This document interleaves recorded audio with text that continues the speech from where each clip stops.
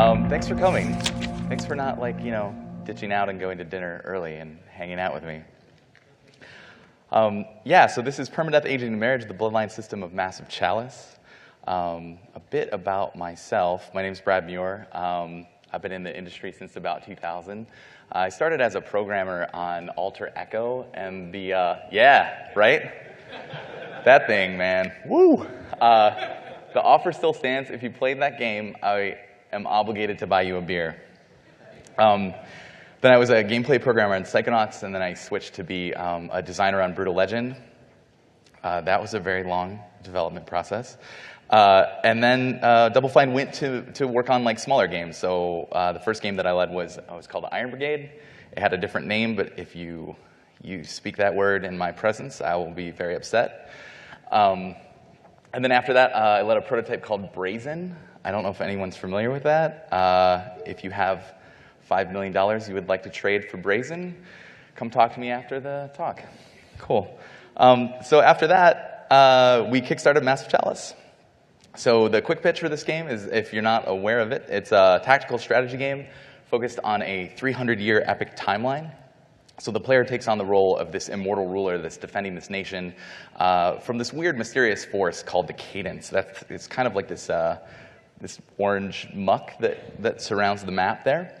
And about every 10 years, the Cadence sends its pawns to corrupt one of these regions. And you'll fight a tactical battle, and you'll be controlling these heroes, and very similar to tactical games like XCOM or Final Fantasy Tactics. The main hook of the game, though, is that your heroes will age over the course of this timeline, and the battles are about every 10 years, so you need to be replacing them. And the way that you fight back is by marrying them together so that they have babies, and I'll talk more about that in a second. So this was Double Fine's second Kickstarter. We kickstarted it on May 30th, 2013, and it went into early access in November of last year. And now I'm going to play this trailer if I can figure out how to Alt-Tab. Oh, yes. All right. It's only a minute long. This is no ordinary war. The Cadence corrupts our lands, attacks our people without warning, has completely surrounded our nation. There is no escape. But that was before you. Now our heroes finally have someone to unite them. To guide them. To inspire them. And as days become years, and years become centuries, you will manage more than just battles. To weather this war, you need strong bloodlines forged by your choices and the traits of your heroes. We will build, expanding our knowledge through research and training, and show this enemy that we won't back down.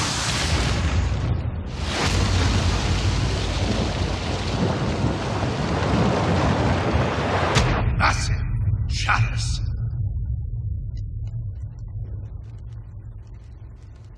That says you can buy it now.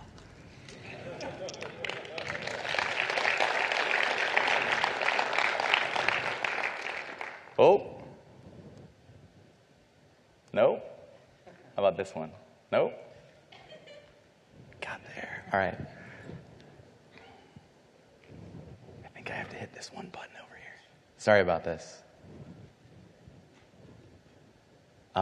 Special thanks to... Oh, that really did not work.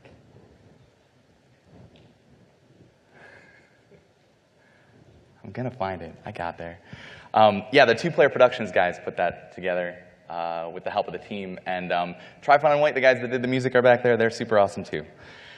So the game is inspired by Final Fantasy Tactics, Fire Emblem, and then old and new XCOM. Really love those games, and it's kind of an homage to those with a twist.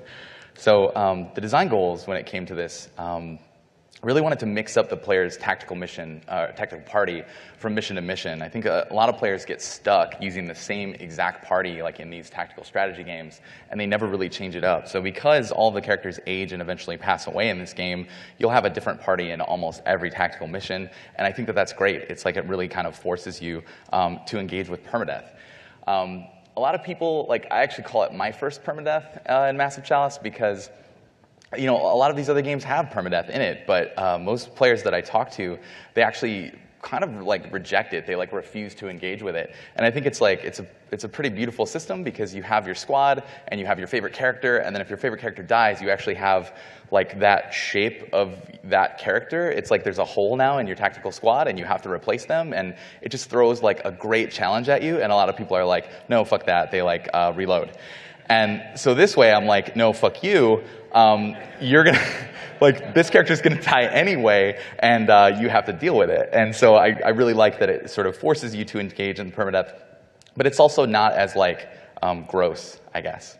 Also, I wanted to provide decisions that are based on original factors. Like most of these tactical games, you're actually making decisions based off of like purely combat stats and stuff like that. But in Massive Chalice, you'll have to make some decisions based off of like age and fertility and gender. So for example, like you're fighting with this woman and she's getting really old, and you're like, maybe I'll replace her with somebody else because like she's old. Also, this was like my hidden. This was kind of like my secret design goal, is that I really wanted to inspire self-reflection through this generational component. This is my grandmother, Ursula. She passed away a couple of years ago, and and she's awesome. She was awesome. But I really want people to like subconsciously call their grandmother after they play the game for a while, because like that's what the game's about. It's about legacy and mortality and your family. This was a hidden, I guess this is not really like related to the talk, but there's a lot of orcs and elves and dragons in the world of video games, and I want like an original fantasy world. So this is what happens when you search for orc, elf, dragon on Google. You get some pretty weird stuff. You also get Elijah Wood because you can't escape hobbitry. So the core loop of the game is that on the strategy side of it, you're going to be looking at the map of the nation from the top down, and you'll be able to build these special buildings that are called keeps. Inside of the keep, that's where you choose to marry the heroes together, and then you'll make some other decisions on the strategy layer. Like in this example, you're deciding like what kind of technology you want to research. Then you'll decide to like run the timeline, and time will flow really, really fast. Hopefully that's animating, and you see it go really fast. Like that, great. So years and years are passing, and all the characters are aging. And then the timeline will be paused and interrupted when something important happens. So like when your research is complete, the death of an important character, or in this case, you have like the cadence is attacking you again, and you have to decide which region you're gonna defend. So while the timeline is running, the heroes that are like retired from combat in these keeps, they're trying. And then they will hopefully have babies, and then I did promise babies and size babies. The babies will pop out, and then they will grow up as the timeline goes. They'll be trained by whoever's in the keep, and then they will grow up to be your heroes. Awesome, like just super simple, like no problems. Like let's just fast track this into production and make it. So yeah, like this design turned out to have like a bunch of wrinkles in it, and it turns out that like.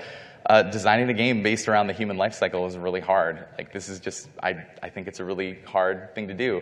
And I don't play a lot of other games that have that in there, like The Sims, or I don't know. But like The Sims doesn't have, I don't know. There's just a lot of games that sort of tackle it in different ways. They engage with it in different ways, and it's just a very, very difficult thing. So I think like the thesis of my talk is that really if you are going to attempt something, designing a game that really uses like the human life cycle or stuff, just you need to look for as many opportunities to like simplify your design and focus your design, especially if you're not, if you don't have like a giant truck of money like we didn't.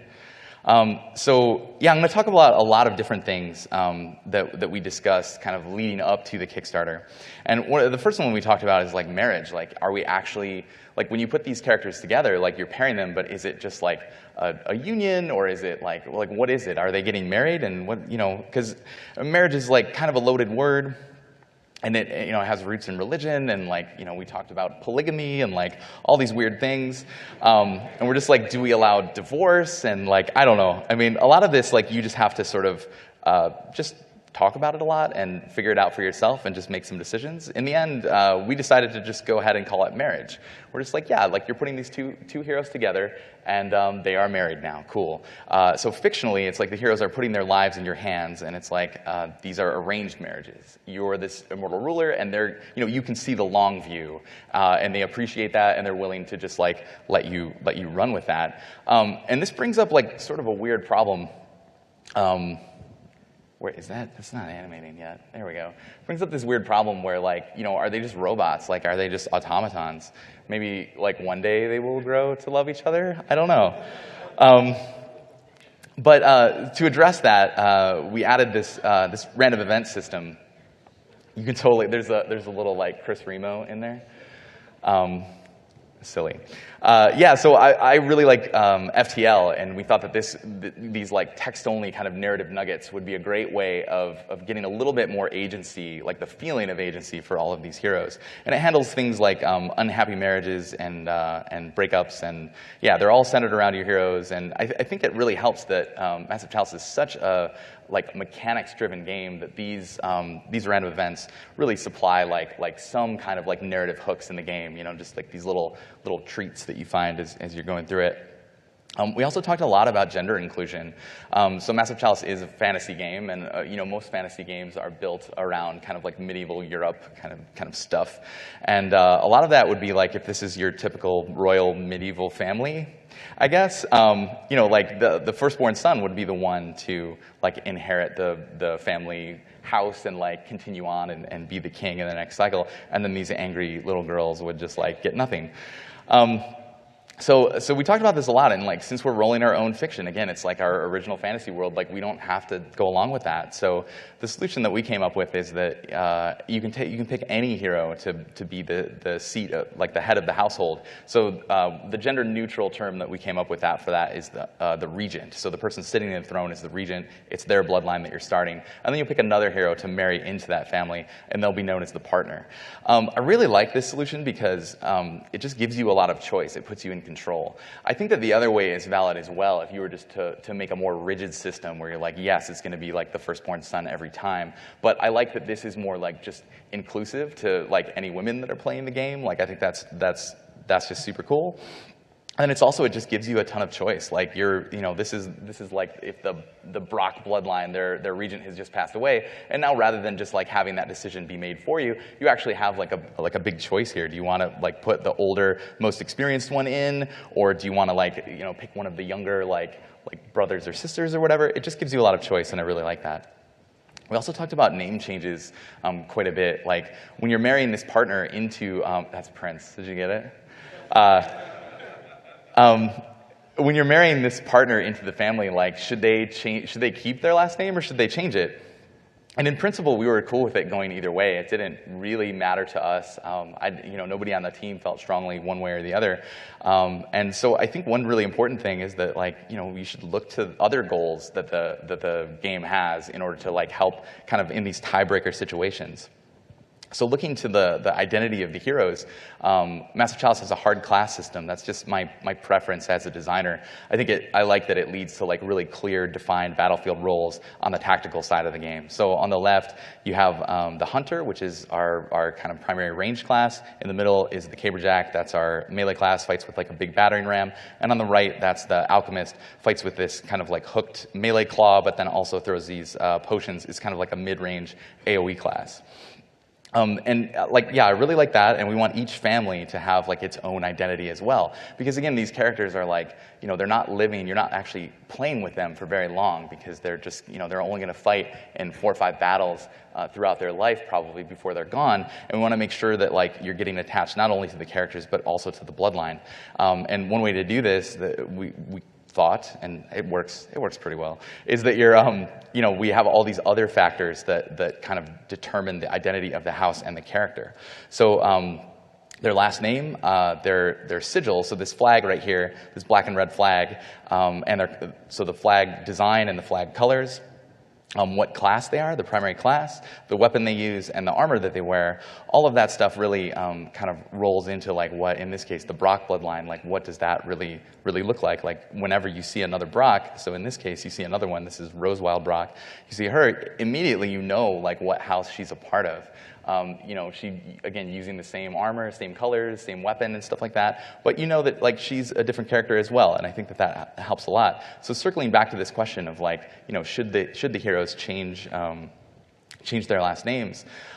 So in this case, it's like, again, the Brock bloodline, this guy's seated here, and this is Anne Hansen, who's been married into the family. I think it would be really confusing if she swapped to be a Brock, like this, because she's a hunter, and she fights in a completely different style and wears different armor and all this stuff. And if we change her last name, we change her colors, I think that it just gets like really confusing. And so because the identity was like such a strong piece of the game, we just decided that like heroes should never ever change their name. You know, they're not with you for very long, and it's just really important that they maintain that strong identity throughout their lifetime. We also talked a lot about clones. Is it weird that I'm using like a Matrix reference in 2015? That's like, there are probably people that were not even born in this room that when this movie came out. That makes me feel super weird. But yeah, so we just talked about like the fact that you're going to be having all of these characters that are in the same bloodline, and they have all those restrictions that we've placed upon it. We don't want every character that's in the same house to feel like exactly the same. So we decided to like talk a lot about genetics. Like, can we have a genetic system in the game, like very simple genetic system?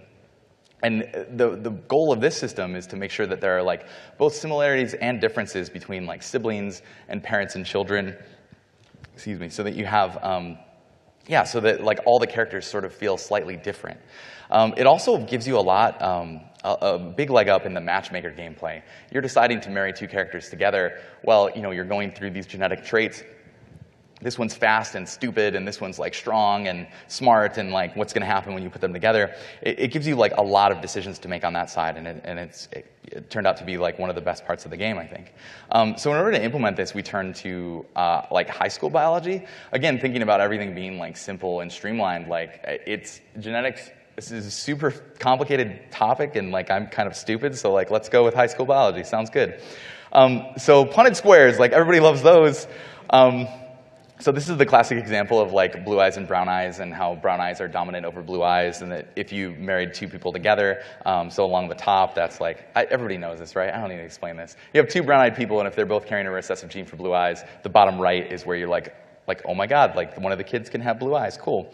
So I did a little bit more research on it, and it turns out that it's like a super crazy complicated subject. This is these are budgie Punnett squares. Does anybody know what a budgie is? I did not know what a budgie is. I'm glad to see only a few hands. It's like this little parrot thing that people keep as a pet. Cool. So people like mate their budgies together and like, you know, to try to get like a yellow face or whatever. That's what this thing is. I don't know. So it just started getting really crazy. It's like we're not going, like we cannot go down this rabbit hole. We need to keep it simple. Like I think it was really important to keep it simple. So the way that we implemented the genetics is that every hero has a genetic code, and they're made up of like lots of bits because computers love bits, strings.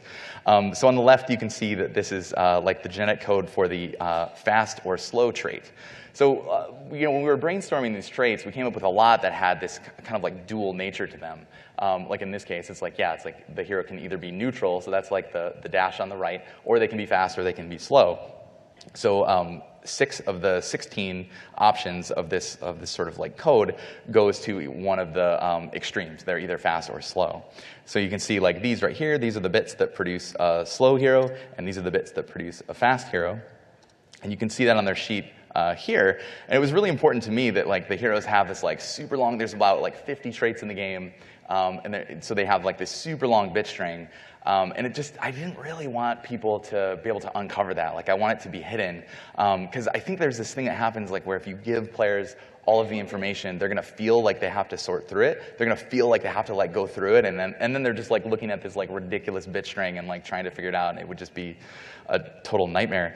I also really like that they were just like plain English. You know, it's like you were like, what is this character about? You can just like immediately read like what genetic traits are expressing, and you'll kind of know like what they're going to be good or bad at. And I think that's like really cool. It gives the system like a really intuitive feel, because you can be like, oh, well, I'll take Bob, he's fast, and I'll take Mary, and I'll, you know, put Bob and Mary together, and then like they'll have fast kids. Cool. So in this case, this is like an example of how the system works, where you have like 2 parents, and then you have 4 possible children. So the green, I hope that's green. I was supposed to change these colors because somebody's probably colorblind out there and they can't see this. I'm sorry. But yeah, the green, parent A is green and parent B is like orange-ish. And so it takes like half of parent A and half of parent B, and you get these 4 children out of it. And you can see that like one of them, 1 in 4, will be fast. And I like that it just has this very like intuitive feel as you play the game. The kids just have like, yeah, it just, I think it works. It ends up working really good. Another thing that we talked about in the game is pregnancy.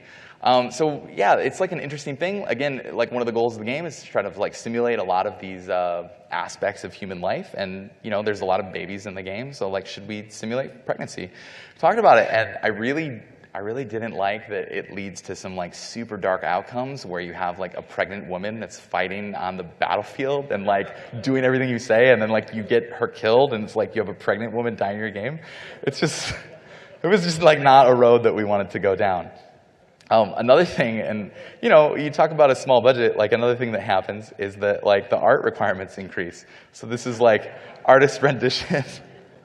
Our concept artist, Derek, just whipped this up for this talk. Like, we didn't really do this. But yeah, it's like, what would it look like if we had pregnant heroes like running around? It's like, yeah, it's like we would need art for that. So this is like bump pics of, yeah, I don't know. So in the end, we decided to just like completely abstract pregnancy, and that the heroes just roll for a chance to have a child after they've been retired for longer than 9 months. And then there's like there's a cooldown on pregnancy. It's weird. There's a lot of super weird sentences you end up saying while working on this game, and that's one of them.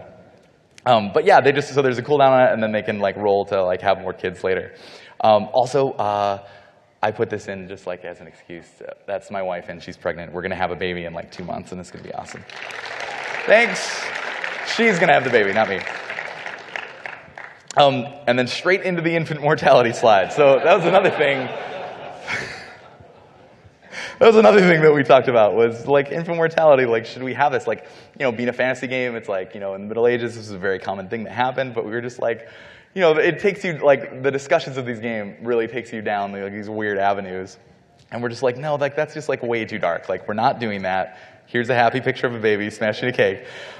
So we just like lowered fertility across the board, just so that we would have like fewer babies in the game, and then we just kind of tuned that number until we felt like it was in the ballpark, and we're like, cool. Another thing about like infant mortality that is shitty, there's a lot of them, is that like you would constantly have babies being like created and destroyed and created and destroyed, and you know you're trying to manage this like huge list of heroes and stuff, and so to have ones that pop up and you're like cool, and then they're like gone, and you know whatever, it's just like a bunch of extra overhead that it just feels completely unnecessary. So so babies. Another thing we talked about was menopause. This one was really interesting to me because it did, again, it felt like an interesting, like, simulation-y thing that we should do. It's like, okay, like, as women get older, they, like, lose the ability to produce children. That seems like something that we can, that's, and I guess maybe it's like I used to be a programmer, like, that's pretty easy to code, like, let's put that in there. But talking about it, I really did not like the fact that it created this gender divide, that you could have, old men, which are like totally fine. You've got like the old king sitting the throne, and you keep marrying like young ladies to him, and he's doing great.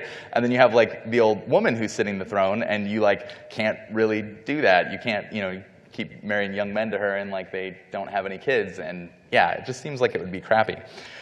We do take the fertility, and the fertility is larger when the characters are young, and then it flattens out when they're kind of like in their prime, and then it dips down when they're old. And that felt pretty cool. That was like a very interesting thing to simulate in the game, but we just decided to mirror it completely for both sexes, just so that we would keep it fair. I felt like that was sort of like a weird unfair, kind of lame gender divide thing to put in the game just because like we were trying to be simulation-y and stuff. And it ends up working out. It's like, it's kind of cool that you can get like a miracle baby from people that are like in their 50s or 60s. And you know, it's very rare, but when it happens, you can like get excited and babies. So then we launched the Kickstarter, and it did pretty well. If you haven't seen the video, I get vomited on in it. You should totally go watch it. I also got to build this puke machine. It was super fun. And so one thing that was really interesting that I guess I hadn't thought about this enough, because it all happened like very, very fast, that Tim was like, let's do it, is that people started talking about the game like right away. And all we really had was the idea. It was still very early on, and we had very early discussions, and people just started talking about different aspects of it. So one thing that they started talking about was like eugenics, and this was like, I love this guy in our forums, just like, are you worried about eugenics social media backlash? Like everybody's gonna, I don't know. But we did make us think, like, are we actually making Eugenics Simulator 2015? And like, I don't know, it started making me feel really uncomfortable. So like, as we were developing the game, we decided to introduce, did I do that? Sorry about that. Sorry about that, Alex. We introduced the concept of personality traits. So we took a lot of these genetic traits that we were working on, and we decided to make them into personality traits. And a lot of these were, like, we had a huge bag of traits, and some of them actually didn't make sense as genetic traits anyway. Like, we had cocky as one of them, like a character that, like, when they're at full HP, they just, like, they like can't dodge attacks or just like whatever. That's like a cool thing, but it's like, just because like just because like your mom and your dad are like cocky doesn't mean you will be, and it's weird that like yeah. So it seemed strange, and it was like it gave us this awesome outlet to just take all of these more personality kind of things and put them into their own category, being personality. It also, I really like that it gives the game this really cool like nature versus nurture feel to the game. This is the creepiest picture in my presentation. I don't know where I found this thing, but it's really disturbing. But the concept of the nature versus nurture stuff is really cool. You really feel it when you play the game, when you see sort of like half of the traits are genetic and half of them are personality. It also helps really give the heroes their own identity and stuff, because it's like we're all sort of a combination of our genes and our upbringing, and it's cool that our heroes are as well. Also, like the personality traits, you get your genetics just from the sheer like creation of you. Like you get part from your mom and part from your dad. But the personality traits are actually handed down by the heroes that are training that child hero. And I think that's really interesting. Like it's cool that this is not necessarily the hero's parents, because if one of the parents dies while the hero is still being trained, so from age 0 to 15. The hero will stay in the keep that they were born in, and they're being like trained by the regent and the partner in that keep. And you might have to swap out somebody else that maybe has a crappier personality, and then that could get passed on to the kid. And I think that's like cool. Again, it reinforces that that nature versus nurture feel to the game. Another big one that people talked about immediately, like it just like totally blew up, was the idea of the concept of same-sex marriage in the game. And like our forums get some pretty good traffic, but like 29-page thread just exploding immediately when the Kickstarter hit was like, it caught me by surprise. Like I'm a bit ashamed to admit this, but yeah, it's like just being a straight guy. It was just, it was just not something that I really thought of while we were talking about the game. It just didn't really come up. And I think it's because like another reason is that I'm just like a super mechanics-y designer, and I'm kind of like looking at like the human life cycle stuff, and I'm just trying to reduce it to a set, and I just need like, the penis and the vagina, and that's what I need, and I need a baby, and like that's it, boom, cool. And then like there are so many problems in the game that like I just needed to move on to the next one and talk about the next one and just like keep going. And then we kind of sort of come up for air, and it's like boom, and then people hit us with this, and I was like, oh crap. So it was good that it turned out to be really, really positive, because it gave us a chance to actually address it. Like if we had not Kickstarted it, I think it would have been kind of a bummer. It would have come up a lot later in development, and maybe there's nothing we can do about it at that stage. So it was cool, but it was a little bit of a blessing and a curse, because it gave us the opportunity to address it, but we felt like we really had to address it like pretty soon. And yeah, I felt a little bit like unprepared to actually tackle this problem.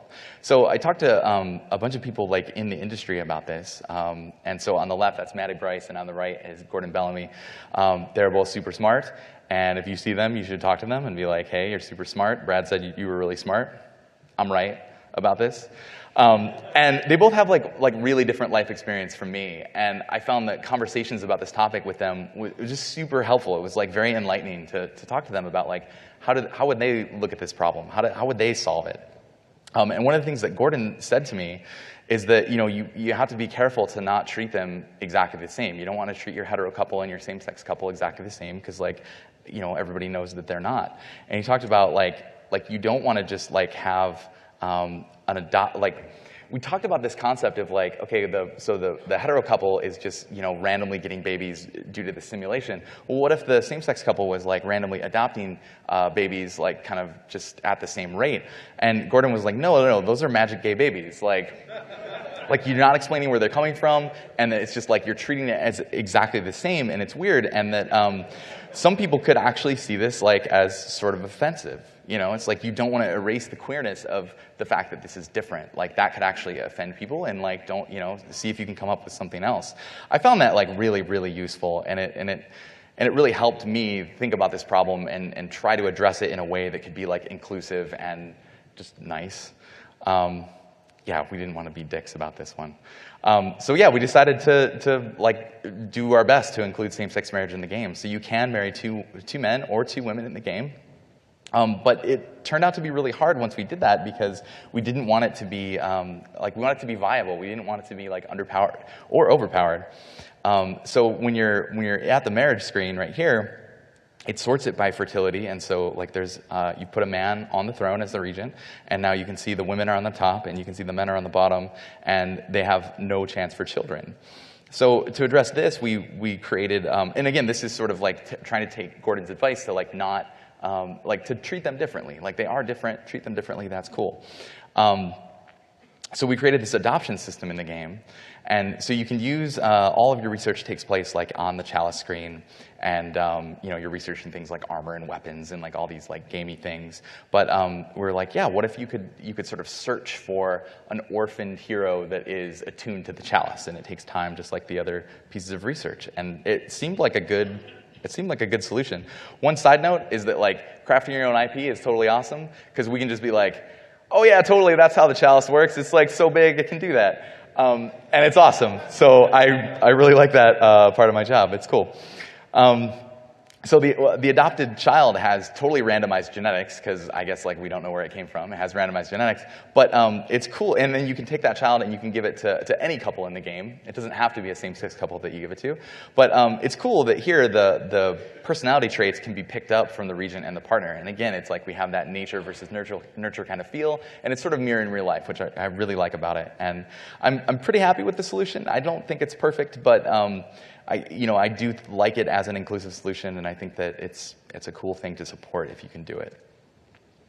So as we were working on the game, we started to talk about art budgets and stuff, and like what we wanted to address with the hero art. So we talked about like gender and age and height and weight and hairstyle and hair and skin color, a lot of the things that you see in like customization of things, but we had a pretty small budget. So we immediately ruled out a couple things like height and weight. We were like, we just need to throw these out of here and really focus on age. That's the most important thing for the game.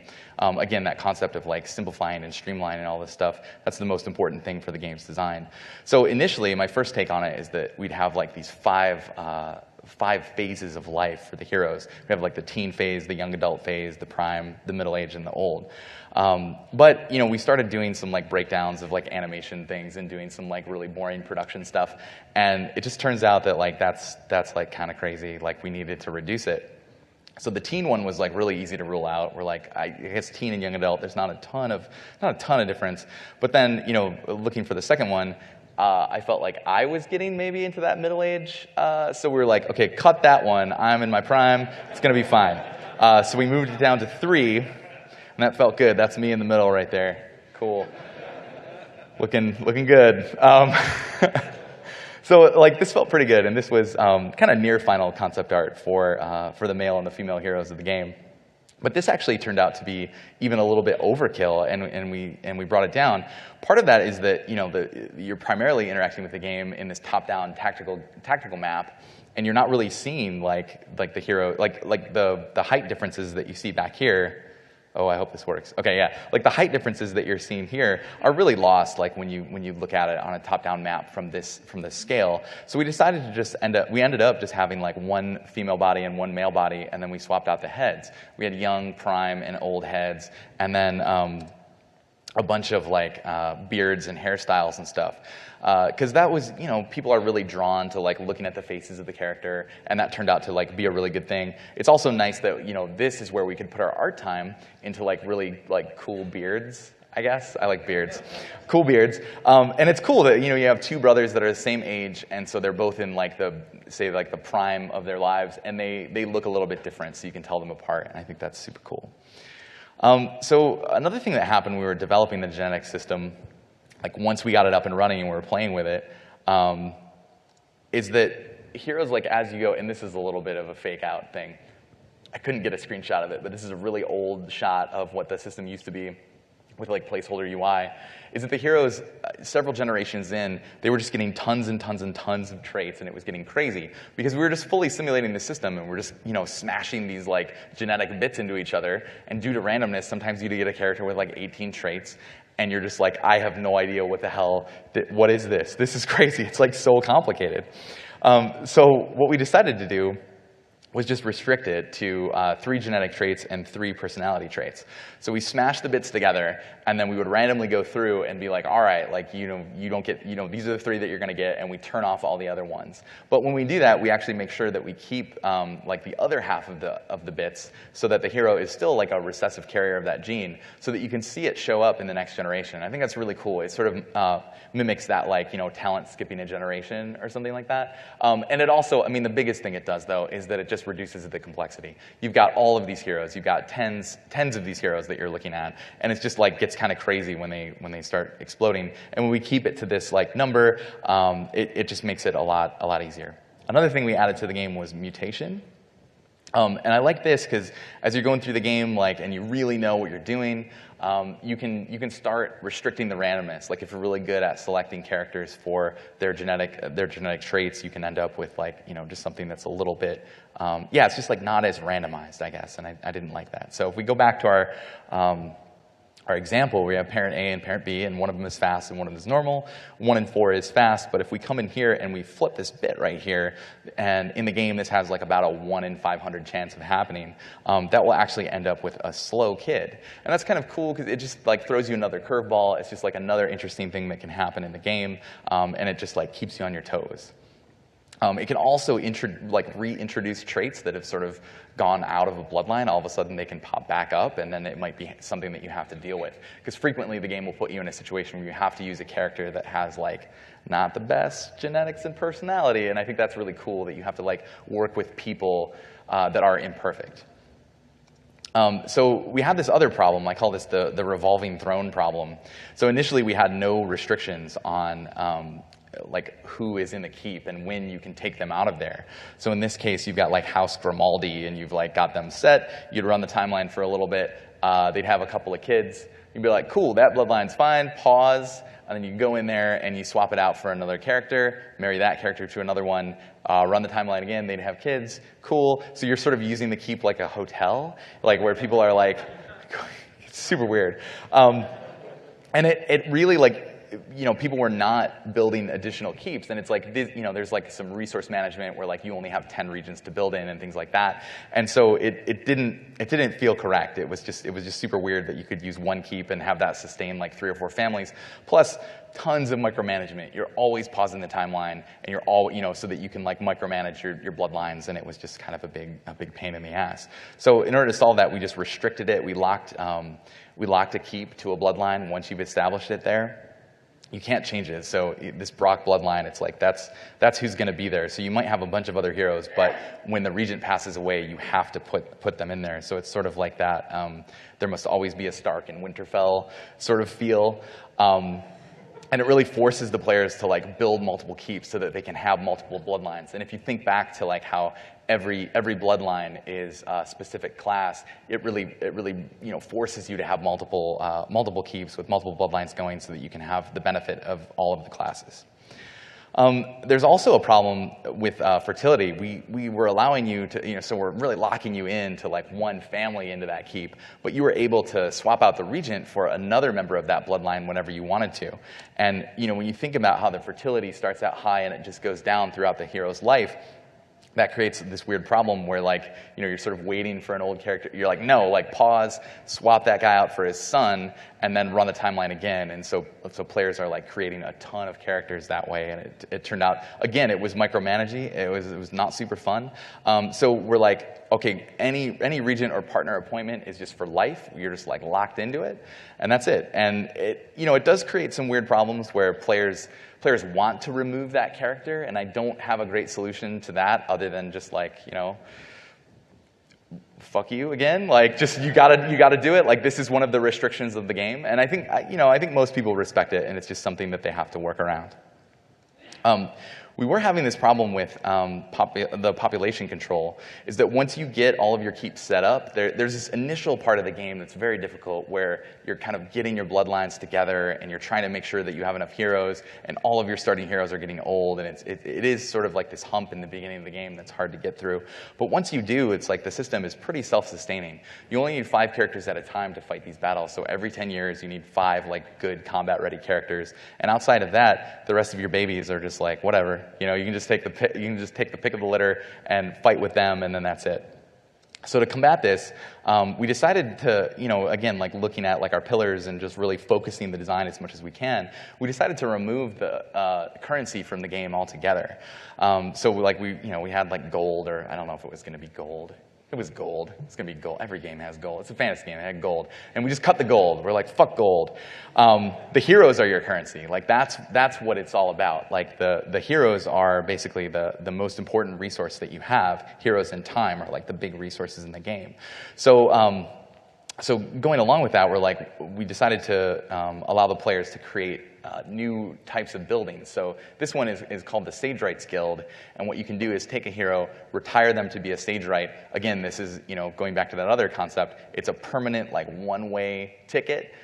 They retire from the battlefield, they break ties with their family, and they just go become a researcher basically. And this will speed up your research in the game, and later as the game progresses, you're going to need more and more Sage Rights, and so this puts a really great stress on your population, which is your currency. We also came up with this concept of the second building is called a Crucible.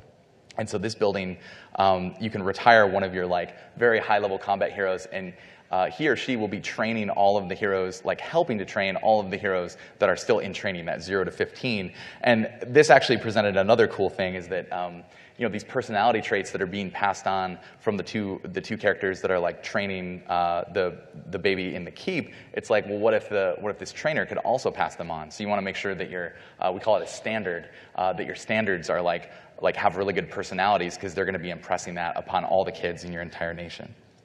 Then we launched Early Access in November, and that was super cool. One of the best things is that people started streaming the game really well, right away, and it was super cool. This is Nerdsworth Academy, this guy here. I totally love this guy, playing a bunch of it. And then there was this other guy named Joey DeVoe, and yeah, it's awesome. It's the ultimate focus test. It's so cool to watch somebody play the game in their own environment. It's not perfect because there is that performative aspect of it, I think, but it is really cool. I think that the streamers feel very comfortable just sort of doing it. It was cool. We could get a lot of feedback that way. So one of the common complaints is that we only had 3 classes in the game. And yeah, so again, the Hunter, the Caberjack, and the Alchemist. So we came up with this concept of hybrid classes to try to address this. And it's we didn't have a ton of resources, so we couldn't just add a 4th one, because that would mean a huge amount of modeling and animation and effects and all this stuff. But we, looking to the Bloodline system of the game, this seemed like a really cool way to address it. So along the top, you've got the partner class, the person that you're marrying into the family. And along the left, you've got the regent class. So this is the person whose bloodline it is. So if you look across the diagonal, these are your pure classes. So if you take a hunter and marry them to a hunter, they will produce a hunter. Cool, that makes sense. And same with the alchemist and the caberjack.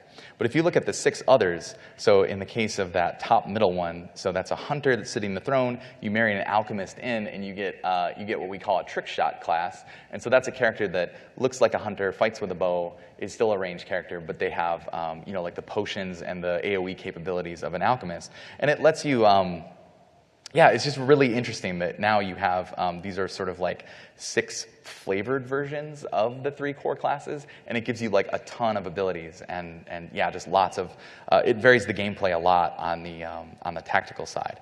It also mixes up the gameplay on the strategic side as well, because it just gives you like one additional thing to think about when you're marrying 2 characters together. Which class are you going to get when you put them together? And different players have different preferences for like which classes they like the best.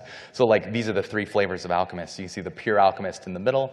On the left, you have the alchemist hunter hybrid. We call that one a boom striker. And then on the right, you can see the hunter caberjack version, and that is called a brutalist. And that's like more melee focused. And so it's cool. It gives you a lot of depth on both sides of the game, and I think it really adds a lot. Another problem we ran into, so because the heroes are your currency, people started immediately min-maxing for babies. That should be a book, min-maxing for babies. So you min-max for babies because it's like you want to have as many characters as you can to fill up your crucibles and your Sagerite skills and stuff. So in this case, like this is just like you marry these 2 characters together. They have average fertility. Let's say they have 4 children, and one of them you're like, no, like bad personality. I don't like the way that she looks or whatever. And you use 2 of them to fight with, and the 4th one, you sort of have this question, like, do you want them to continue the bloodline? Do you want them to become a Sagerite, or do you want them to be the standard? Like you're just sort of presented with this like very, very difficult choice. In the case of the Bountiful Trait, though, like so let's say both of these characters have the Bountiful Trait, and they produce 12 kids over the course of their life. Even if like 3 of them are just kind of duds, you're like whatever. You're gonna fight with 2 of them. And then this one's going to continue the bloodline, and this one's going to be the standard, and then these 3 are going to be Sagerites, and I don't know, I have 2 left. Like it's just you have this real glut of resources. Another thing about this problem that's really difficult to deal with is that it has this like snowballing problem. Is that because you're getting more characters, you're getting like more pulls at the genetic slot machine. And so the one with the crown that's going to continue the bloodline, that one is more likely to have the Bountiful Trait as well. So it just sort of like balloons out of control. And I've seen people's like streams and stuff where they're just min-maxing for babies, and they have like hundreds of characters, and it gets really out of control. So we don't have a like super great solution for this, because I think that the genetic trait of like high or low fertility is like a very interesting thing. Again, that was one of the design goals, to have force you or let you make decisions based on things that are a little bit outside the norm. So we just made it a little bit rarer, and we nerfed it a little bit, but it's still in there, and it's still like a really good strategy. I don't know.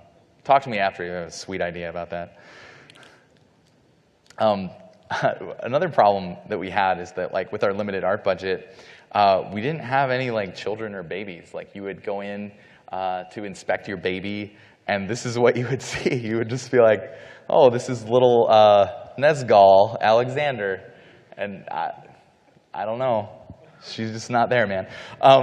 So that was like just a bummer. Like, we wanted to be forming these more like emotional connections to, like to these heroes, and really get you like, more into the game. And so, yeah, so we like pulled some teeth and got like a little bit of an art budget to make 1 baby and 1 kid, and that's it. So that at least when you go there, there's something. It's like not perfect, because like we use this child model for ages, I think it's ages like 3 to 14. We just have this. You just like see this. It has a different head. There's a girl head, there's a boy head and a girl head, and it's fine. But I mean, it's not ideal. You never fight with, they never show up on the tactical battlefield at all. But it is just nice for like, the investment to have something there. Hey, takeaways. I'm near the end of my talk. Thanks for sticking with me. So yeah, these are all like, if you're gonna make a game that has something to do with the human life cycle, like hopefully you can learn something from me, because we stepped on a lot of these landmines. So streamlining humanity, like I think that's a really important thing, because humans are complex, and your natural tendency is just gonna like you're just going to encompass as much of like the human experience as you can, and I think that there's this real pull to like go wide and just like do all these things. And I think Menopause is like that, a good example of that, where it was like, I'm kind of bummed that it didn't make it in there, but I haven't had a single person come up to me and be like, why is there no Menopause in the game? Your game is bullshit. It's like nobody's done that. So like, I know that, like, in hindsight, it was totally correct to just cut it. Like, it's just outside the realm. Like, you can still hit your goals by streamlining and cutting all of this stuff down. I think that's really important. Also, follow your heart. I think this is super important. Like, it's up to you to determine like where the line is. Like, for yourself, for the game, for your coworkers, for your company. Like, there's just going to be a lot of like really sticky discussions around this stuff, just because there's a lot of ethics and morals and all sorts of things, and it's just going to be difficult, and sometimes you just have to like follow your own compass. Number 3, like, avoid the whirlpools, and what I mean by that are like these really like thorny discussions that happen. I think the eugenics and especially the same-sex marriage are just like very difficult discussions to have, and I think that when they're happening online, they tend to like go around and around and around and around, and people are sort of arguing the same thing, and nobody's going to change their mind, and that's how you get like a 29-page thread on your forums, is that it's just going around and around. And it's like I think that I tend to be like a pleaser. I think that's what they call that in like psychology. I'm like a middle kid syndrome. Like, I just want to make people happy. I just want to make everybody happy, and like that. So I like wanted to jump in there and like try to fix it and help out. And it's just really, really hard. It's just hard. Like, so I think that you just have to make the best decision that you can with the information that you have, and then just stick to it and try not to like kick the hornet's nest, because it's just gonna go crazy. Number 4, like, be open-minded. Like, there's a lot of things, like the human experience is super, super varied. And I think just by talking to a lot of different people, you can get a lot of like really refreshing perspectives on this stuff. And it was super helpful for me, especially the same-sex marriage stuff. It was really, really helpful. And the public feedback is really important. Like, reading forums and Twitter and all this stuff is good, but I think that it's not a great replacement for having face-to-face discussions. Just talking to somebody about their own life and like what they experience, how they would view this thing, I think that that's like invaluable, and I think that it's kind of hard because like everybody is like so busy all the time. But if you can make some time for it, like I think it will really, really help out. Number 5, humans are really hard to scope. There's just all these, age and gender and ethnicity and size and body type, and there's also like the life and body changes, like the menopause and the pregnancy and stuff. There's just a lot of like things, and you just have to carefully pick the aspects of the human body that are most relevant to your game and really focus on those. So for us, like the age was one of the most important things, and that's where we put like the max, like the most of our art budget. And then the last one, it's kind of boilerplate advice, but like listen to your game. Like as you're building it, like really look to the game to like help you solve issues. Like you have to be sort of like the game whisperer and like listen to it and like check in on it and stuff, and it will really help you, especially like when you have these tiebreaker situations, like where we were at with that surname thing. Looking to other goals of the game and like other aspects of the game, just trying to do what it, make sure that you're doing what it needs and you're taking care of it, and you'll be okay. Thanks.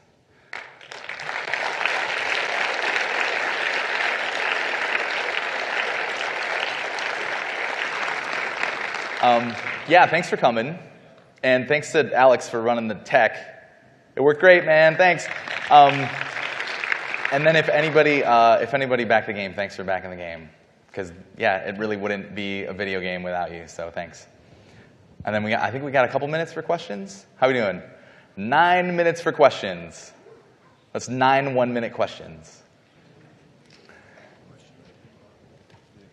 All right. So thinking of the overpopulation problem with too many babies, have you thought about some random events like possibly having your baby pushed out of a tower or poisoned? So the question was, have you ever thought about poisoning babies or throwing them out of towers? It was actually so overpopulation. Like, could you have random events that pop up that actually like kill off some of your population? And we actually do have those. We try not to target your babies with them because we're not fucking monsters. No, there is actually one in the game that is like we felt a little obligated to do it. And And actually, the writers, Max and Nick Folkman, are right there in the middle of the room. Like, say hi to them afterwards. They did a great job writing the game. But we felt a little bit obligated to do the, like, save the mother, save the child, what do you want to do, you know, conundrum. And so that is represented. But you can actually choose to try to save the mother, try to save the child, or put them in the chalice. Because, I don't know, what does that thing do? Like, it's, and there are, like, randomized outcomes for all of those things. That's the only one, I believe, in the game where a child might die. But that one's not even born yet, so we can have that discussion afterwards. But yeah, we do have other ones where, you know, just characters will randomly be killed and stuff like that. We did talk about, like, weighting it towards, like, if you started to have, like, I don't think any of them are triggered by an overly populated kind of roster. You know, it is just, like, purely random. But we did talk about that. We discussed, like, oh, maybe if you get, like, over 40 people, we'll just have, like, you know, some plague event that happens that can kill, like, half of them or whatever and just sort of, like, cut you down. I just felt like rubber banding like that is not super fun. You know, like, if you get too far ahead, having the game, like, cut you in half like that is just kind of a pain in the ass. It just feels bad. But there are some in there that will just, like, randomly kill some of your heroes and you have to deal with it. Because, yeah, we are kind of dicks, I guess. I was just wondering if you ever, during the early production cycle, considered like the complexity of, like, the stats of your characters, or maybe leaning towards more traditional, you know, like stamina, strength, agility, and how that would be affected by age. Was that ever something that was explored? Yeah, I guess, you know what? That would make a lot of sense to put into this presentation. So the question was, did you ever think about traditional RPG stats, like strength and stamina and stuff like that, and how they would be affected by the age of the characters? And they totally are. And this is the part where I get to feel super smart, because, like, that's in the game. Younger characters have, like, a higher agility and a lower strength and anything else? I'm looking at my lead programmer right now because he's totally here. That's Chad Dawson. And then older characters are smart. Oh, they're dumber. That's right. They're dumber. And then the older characters are smarter. They're smarter, but they have, like, man, why am I'm blowing it? See, I should have put it in the talk. They're weaker and smarter, the older characters. And yeah, the younger characters are, like, dumber but more agile. And then the prime characters are stronger and have more HP. So there is sort of, like, I don't know, like, if we really, like, you know, totally nailed that one. But I like that the three stats, there's sort of like a core stat for each class in terms of how they do damage. Like the Alchemist's Intelligence, it's very, you know, very standard, like Alchemist's Intelligence, the Hunter is Agility, and the Caberjack is Strength. And those have different curves. The Agility starts high and goes down, the Intelligence starts low and goes up, and then the Strength goes like a more like a bell curve. And so your different classes behave differently based on their age. I think that it's like the game's just really complicated and it's just one thing, you know, one thing in this, like, huge system. I think that is kind of a problem with the game, is that there's, like, it is a little bit overly complicated still, even though that was, like, one of our big focuses. I think it is a little bit overly complicated and people don't necessarily pick up on that. But it is on their character sheet. There's, like, a buff section, and there's a young buff and a prime buff and an old buff, and it'll tell you what they are and stuff. So yeah, it is in there. Hi. I was curious if anyone on your team has played Crusader Kings 2, if that was a point of reference at all. So did anyone on our team play Crusader Kings 2? I've tried. I've tried so hard to play that game and love that game, but it's, I just think that, you know, a lot of my talk, like, I think if there were, did you work on that game? Like, no. If there were people that worked on that game, they'd be like, Streamline and fucking focus, this guy's an idiot. Like, just whatever. You know, it's like, that game is so complicated and, like, the UI is so daunting. Like, I wanted the game to be, like, you know, accessible, a little bit more accessible and, like, inviting and not just completely scare you away. I know that that game is amazing. I have vast respect for that game. The way that people talk about it, like, there's an amazing, like, I played Dota, right? Like, geez. You know, talk about a cliff of, like, trying to get into a game. So I get it. It's just that, you know, I just haven't really taken the time. Somebody was like, yeah, you have to, like, go to Ireland and set up this thing and just do that and then, like, watch this 45-minute YouTube video and, like, then watch this other one that's, like, an hour and, like, then you're Crusader Kingsing it up, you know? And I'm like, I don't know. I'm going to have a baby, man. I don't know. But yeah, it's I think almost everyone on the team had that same experience. Like they tried it, and so many people like during the Kickstarter were just like, fucking play Crusader Kings, do it. The thing that I did not like, the thing that people requested the most, the Crusader Kings fans that asked us, they really wanted to have like I guess intrigue, like backstabbing and shit. They wanted like the heroes to be like Game of Thronesy, like dickheads to each other and stuff. And I just felt like there was so much else going on in the game. Like this was sort of like if RR ever finishes his books and stuff. I don't think he is, but if he ever does, and it's like like the realm coming together to fight the White Walkers or whatever. That was more of like the mentality that I wanted with the game, because that's like the focus. That's what you're focusing on. If you had to focus on the battle and then also like them battling each other, I think it would just be like because there's none of that. There's no like fucking demons in Crusader Kings, right? So yeah, two more. I was told 2 more questions or 2 more minutes. You got a lot of mileage out of blending traits for genetics and personality. I was wondering if you explored technology or like the opponents. Where else did that system, like, were you considering maybe blending? I don't quite understand the question. So we had technology stuff. Yeah. I guess people asked us because it's like a game through the ages, if we would have like the Empire Earth civilization style, like you start with the wheel and then you whatever, like that stuff. Is that sort of your question?